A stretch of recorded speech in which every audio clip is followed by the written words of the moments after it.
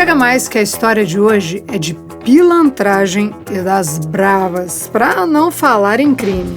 Eu aproveitei que a gente tá pertinho do dia da mentira e perguntei para algumas brazucas que moram na gringa qual foi a maior mentira que elas já contaram ou qual a maior mentira que contaram para elas. No caso da história de hoje, a brazuca foi vítima de uma mentira, mas essa mentira tem a ver com crime. Foi um colega de trabalho dela que roubou a empresa que eles trabalhavam e por pouco ela não paga o pato. E podia até ser presa aí por causa desse furto. O grande tchan, a cereja do bolo, o ice on the cake dessa história é a parte de quando o chefe descobre tudo. Chama todos os funcionários e fala na cara desse funcionário ladrão que já sabe de tudo. Rolou até esse momento aí de acareação e tá hilário. Gosta de saber o que os brasileiros estão aprontando aí nesse mundão de meu Deus? Então cola aqui que toda semana a gente conta uma história diferente. E deixa eu falar uma coisa aqui. Galera de Portugal, dá um sinal de vida aqui. Bora contar uma história aí da terra de Camões ou do Cristiano Ronaldo. Tô fazendo esse convite aqui porque Portugal é o 4º país que mais escuta o podcast História de Imigrante. Aí vocês estão curiosos, né? Quem são os 3 primeiros? Bom, primeiro, Estados Unidos. Segundo, Brasil. E terceiro, Austrália. Então, para participar, é só mandar tua história, contá-la para mim. Pode ser áudio, pode ser texto, o que você achar melhor. Lá no nosso WhatsApp, que é +1 para quem estiver fora dos Estados Unidos, 650-834-9209. Bom, é claro que deixo o pedido aqui, continuem ouvindo, continuem assistindo a gente no YouTube, compartilha, comenta e chega de enrolação. Então, segura que lá vem história. Seja muito bem-vindo a bordo. Estamos prestes a aterrissar em História de Imigrante. Hoje vamos contar a história da Tatiane. A Tati mora na Virgínia, é casada com um americano e junto eles têm uma filhota. Tem anos que a Tati mora aqui nos Estados Unidos, mas a história que eu vou contar é do tempo que ela morava no Brasil. É do tempo que ela morava em São Paulo e trabalhava no Bom Retiro. Quem já foi fazer compra no Bom Retiro sabe que lá é o melhor lugar para comprar tecido do Brasil. Pelo menos era antigamente. Bom, a Tati tinha 18 anos quando conseguiu o primeiro emprego. Esse trabalho era numa empresa coreana que exportava tecido. Ela foi contratada como recepcionista. E assim, estava mega feliz com essa coisa de assinar carteira, ter o próprio dinheiro. E tem mais uma coisa, a Tati fazia faculdade de administração nessa época e precisava de um trabalho para poder bancar a facu dela. Isso era comecinho dos anos 2000. Nessa época, o salário mínimo era R$350 e a faculdade da Tati custava R$290. Então, quer dizer, o salário dava para pagar a faculdade e ainda sobrava R$60.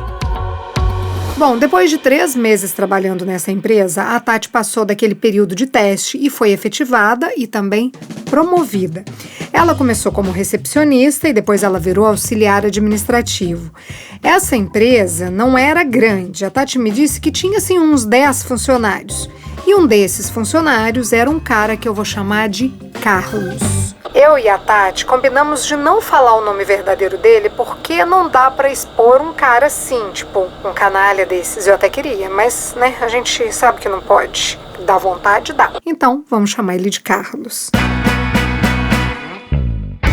Esse Carlos era a pessoa responsável pelo administrativo e ele era meio que o braço direito do chefe. Eu vou chamar esse chefe coreano aqui de Kim. Aí, quando a Tati foi promovida a auxiliar administrativo, o Carlos foi mandado para o setor de vendas. Todo mundo ganhou promoção lá na empresa de tecido. O chefe Kim achou que o Carlos era muito inteligente e ia se dar bem melhor nesse contato direto com o cliente. Tem outra. O Carlos estava saindo de um salário de 300 e poucos reais, né, naquela época, para um salário de R$3.000. Isso a gente está falando de começo de 2000, R$3.000 era muita coisa lá. Porque os vendedores ganhavam bem mais porque além do salário eles tinham a comissão. Então era para estar todo mundo contente, principalmente o Carlos, né? Mas não. O Carlos não gostou nadinha disso e começou a pegar no pé da Tati. Ele pegava no pé dela porque ela tinha ficado com as funções dele. Mas, gente, não era assim uma birrinha, não. Era esculacho mesmo. Tipo, ele gritava com ela. Se a Tati não entendia alguma coisa rápido, ele chamava ela de burra. Hoje a gente sabe que é assédio, né? Mas naquela época... a gente acabava ficando quieta. Vai falar o quê? Eu trabalhei com gente assim. Deus que me livre. Bom, aí o tempo foi passando e a relação entre os dois era daí para pior. Mas a Tati seguia firme no trabalho e nessa função aí do administrativo, uma das coisas que a Tati tinha que fazer era tomar conta do financeiro. Lá na empresa tinha um cartão de banco que ela usava para comprar as coisas para a loja, para o escritório, e esse cartão ficava num cofre dentro do escritório. Só a Tati, o chefe Kim e o Carlos tinham o código do cofre. Beleza, guarda essa informação. Só 3 pessoas tinham acesso ao cofre da empresa. A Tati, o chefe e o Carlos.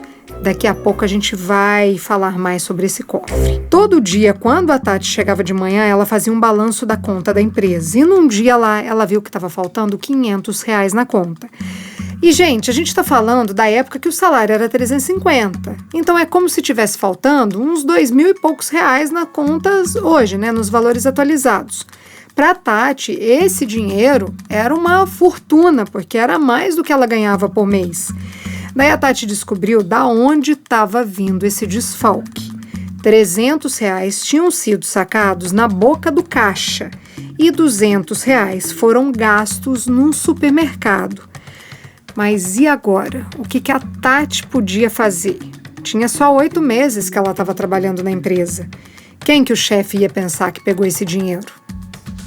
Bom, quando o chefe chegou, a Tati foi lá contar para ele. Mostrou lá o extrato e falou que tinha essa conta que ela não sabia o que tinha acontecido. O chefe Kim ficou pé da vida. A Tati me disse que ele estava quase dando um golpe de giraia lá no escritório inteiro para saber quem foi que tinha roubado a empresa. Porque a essa altura não importava se era pouco ou se era muito. O negócio é que a empresa dele tinha sido roubada. Tá certo ele, né, de querer entender o que aconteceu. Aí, quem que foi a primeira suspeita? A Tati, claro. E por que não o Carlos, que também tinha a chave do cofre? Porque ele tinha mais tempo de casa, fazia uns 3 anos que ele trabalhava lá, e ele era o cara de confiança do chefe. Então a Tati, que só tinha 8 meses de empresa, já estava levando a culpa mesmo. Até que ela resolveu ligar no banco. A ideia dela era falar com o gerente que ela já conhecia. Ela ia lá no banco todos os dias, então ela já tinha uma certa aproximação ali com o gerente. Daí, na hora do sufoco, na hora que ela estava tentando tirar o dela da reta, ela ligou para o gerente e perguntou se tinha como ver as imagens. O gerente disse que até podia mostrar, mas só podia mostrar as imagens para o dono da empresa, que era o titular da conta. E o banco não podia fornecer essas imagens para a polícia e nem nada disso. Na época, eram aquelas câmeras pequenas que tem no caixa eletrônico. Não sei se hoje é diferente. Bom, aí o chefe Kim foi até o banco. A Tati até queria ir com ele, né, acompanhar ele lá nessa visita, mas ele disse que não, que ela era suspeita. Aí levou uma outra funcionária lá da empresa. Bom, essa hora a Tati ficou apreensiva, né? Eles tinham que achar as imagens. Era o emprego dela que estava em jogo ali. Mais que isso, era a faculdade dela. Se ela perdesse o emprego, ela ia ter que largar a faculdade. Quando o mestre Kim voltou do banco, ele já falou: acharam as imagens. E nas imagens dava para ver direitinho o Carlos lá colocando o cartão e sacando o dinheiro. A Tati não tinha dúvida de que tinha sido ele. Mas até ela provar, isso daí já é outra história, né? Principalmente porque o Carlos, tendo mais tempo de empresa, ele não seria o primeiro suspeito. E outra, o chefe Kim achava o Carlos uma pessoa super inteligente. Bom, pelo jeito não, né? Mas vamos ver o que vai dar essa história. Aí a Tati pediu lá no mercado onde gastaram os R$200. Então ela queria saber, gastaram com o quê? Ela ligou lá e pediu o extrato da compra e o supermercado deu. Eles mandaram para ela por e-mail e o que tinha lá, esses R$200 tinham sido gastos comprando cadeira de praia, caixa térmica, guarda-sol, quer dizer, quem quer que tenha roubado o cartão estava com planos de ir para a praia. Coincidência ou não, o Carlos estava com as férias marcadas para dali uns dias. Beleza, aí já não tinha mais dúvida de que era o Carlos que tinha roubado essa grana. Era ele que tinha pegado o cartão corporativo no cofre, foi ele que fez as compras no mercado e tinha sido ele também que tinha sacado dinheiro no banco. Essa investigação mobilizou todos os funcionários, até porque estava todo mundo perplexo com essa coisa aí de roubo. Mas a Tati não sabe por que esse dia o Carlos não apareceu para trabalhar. O chefe Kim, que a essa altura estava cuspindo fogo pelas ventas, pediu para ninguém comentar nada e que ele mesmo ia falar com o Carlos pessoalmente. Agora, gente, pega a pipoca, porque o que eu vou contar é tão bom, tão prazeroso quanto falar bem feito pro irmão. Sabe aquele gostinho de ver o irmão se ferrando com o pai e com a mãe? Aí a gente vira e ainda sacaneia? Bem feito, te avisei. Pois é esse gostinho que vem pela frente. Ei, cara, você gosta de pipoca?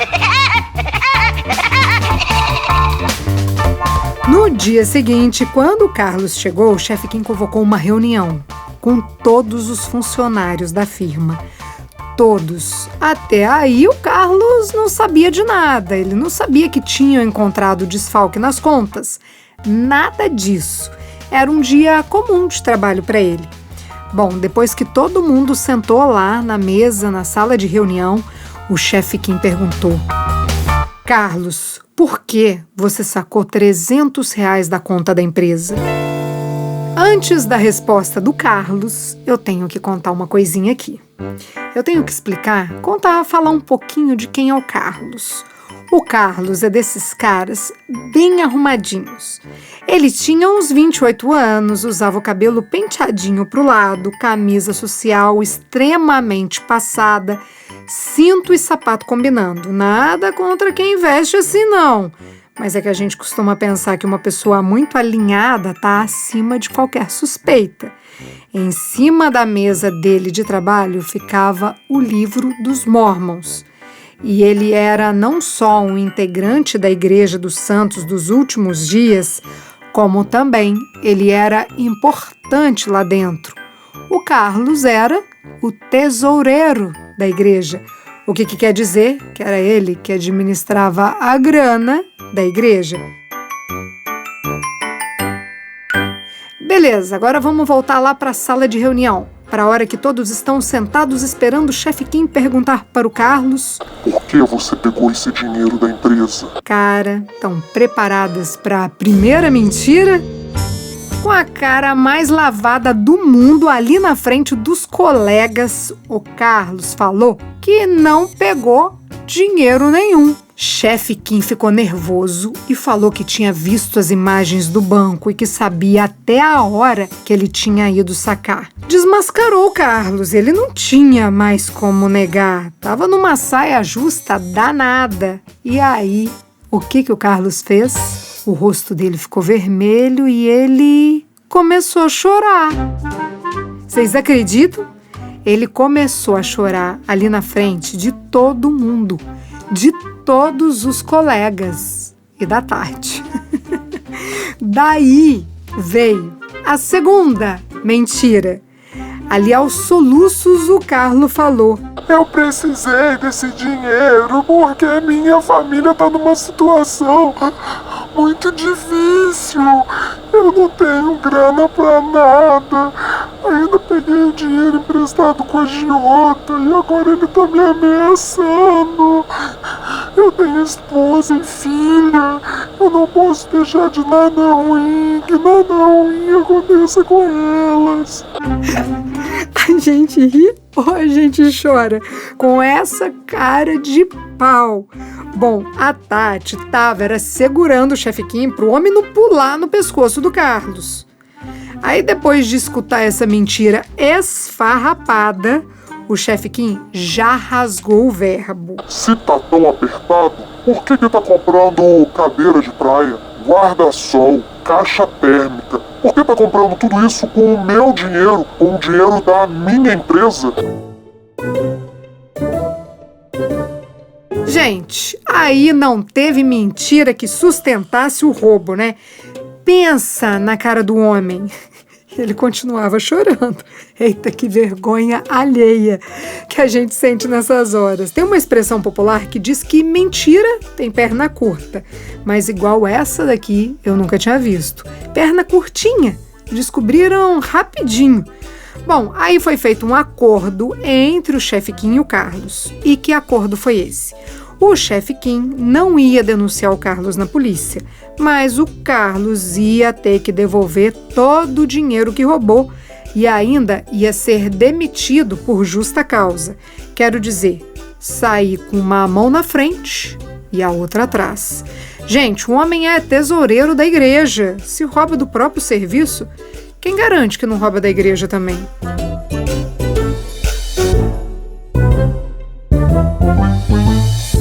Ah, e dá pra piorar essa história? Um pouco.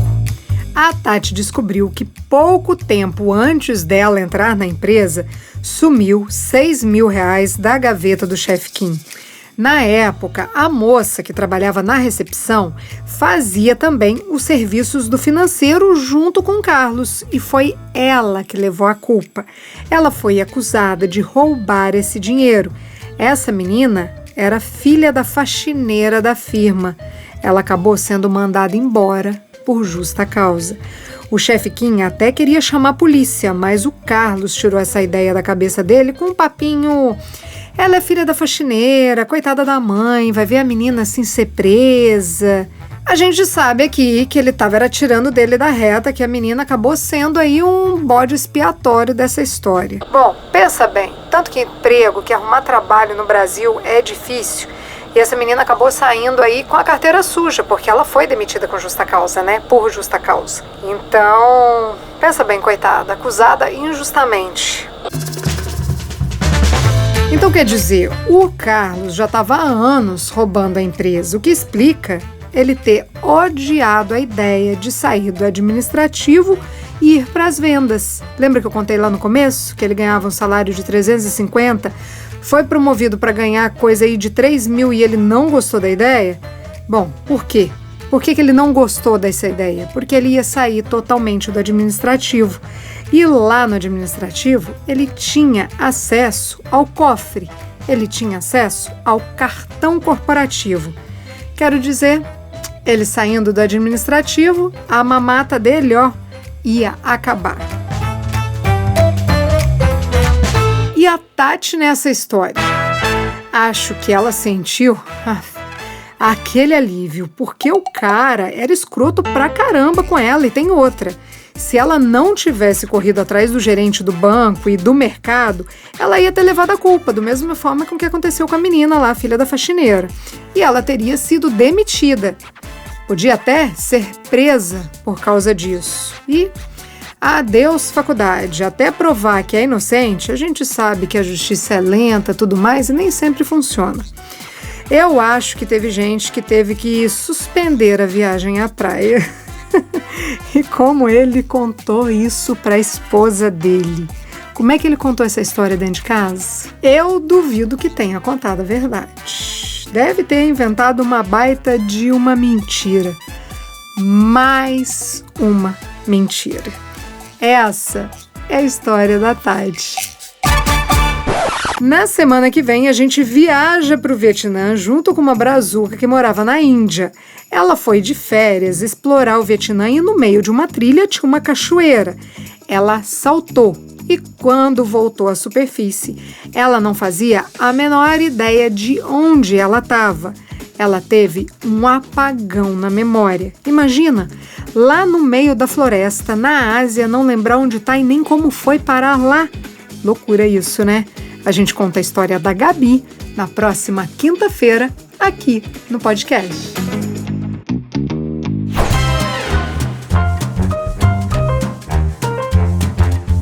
Todas as histórias que contamos aqui são reais, algumas delas são anônimas. Se você tem uma história de imigrante para compartilhar, conta pra gente. Nosso WhatsApp é 650-834-9209. A edição de som é de Tadeu Jardim, a produção, roteiro e apresentação, Priscila Lima. Essa é uma realização Estúdio Fita. Até a próxima história.